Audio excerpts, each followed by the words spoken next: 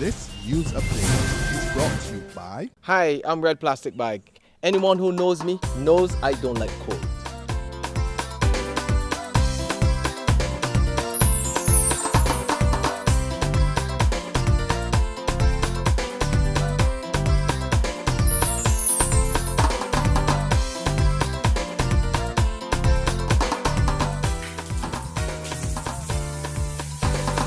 Sunshine reigns in my country. I love it.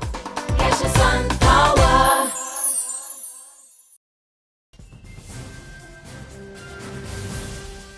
This is the 7 a.m. Barbados Today update for Monday, April 14th, 2014. I'm Kmar Jordan. Good morning. Another attempt will be made today to avert a possible escalation of the now 5-day-old sugar strike.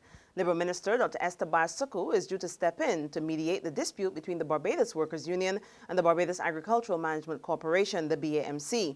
However, the BWU is threatening to call out other workers in support of the Portville employees, unless the management apologizes.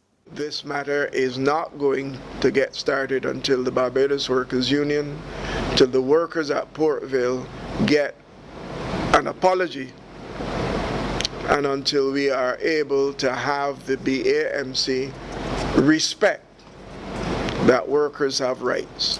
There are a number of other employers in Barbados who should take warning from this, because a number of them are endeavoring to move in the same direction. Sir Roy was speaking after talks broke down at the weekend at the level of the Chief Labour Officer, Vincent Burnett. Today's meeting begins at 3:30 p.m.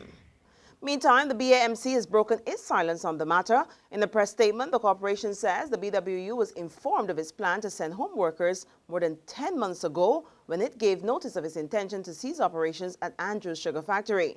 Management says several rounds of discussions were subsequently held with the union's hierarchy on how the 51 employees retained at that factory would be transferred to Portville.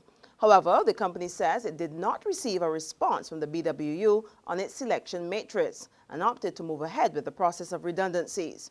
The corporation insists that it has complied with the statutory notice period and other legal obligations.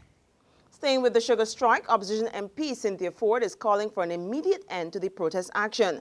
Ford tells Barbados Today the industrial action should never have taken place and is warning of the financial impact on the country.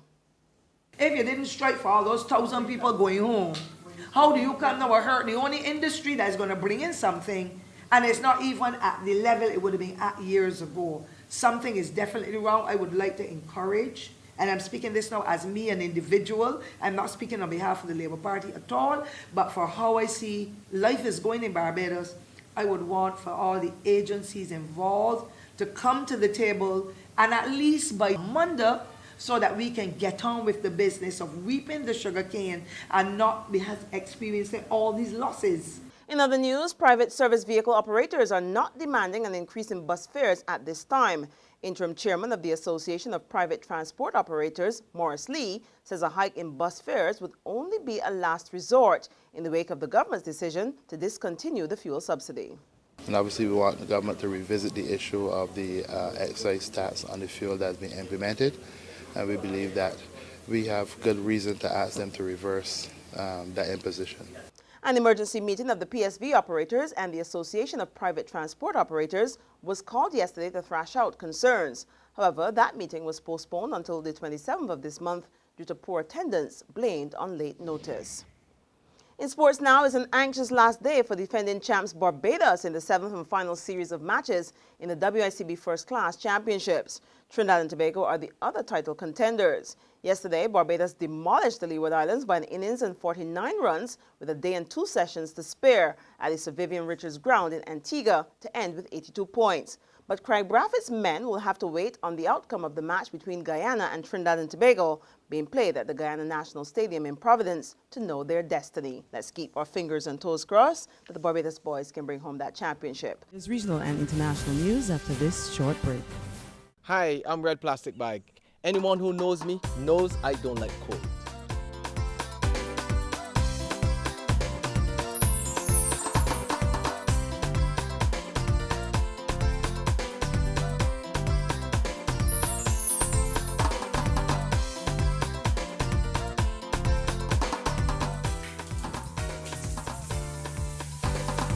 Sunshine reigns in my country. I love it.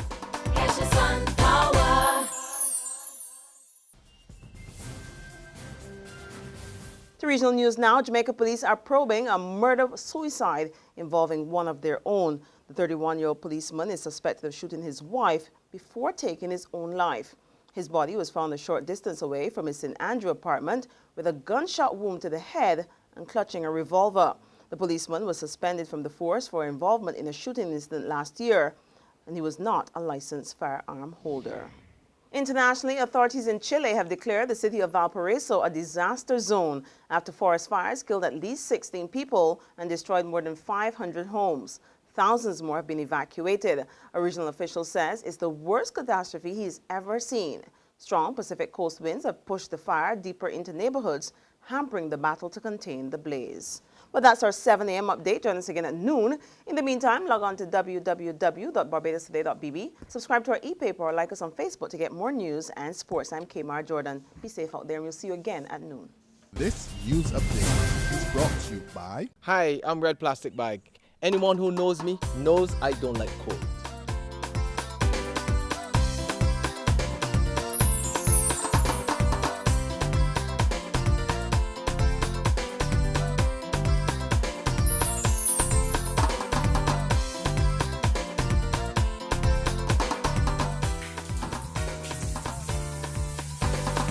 Sunshine reigns in my country. I love it. Escalation Sun Power.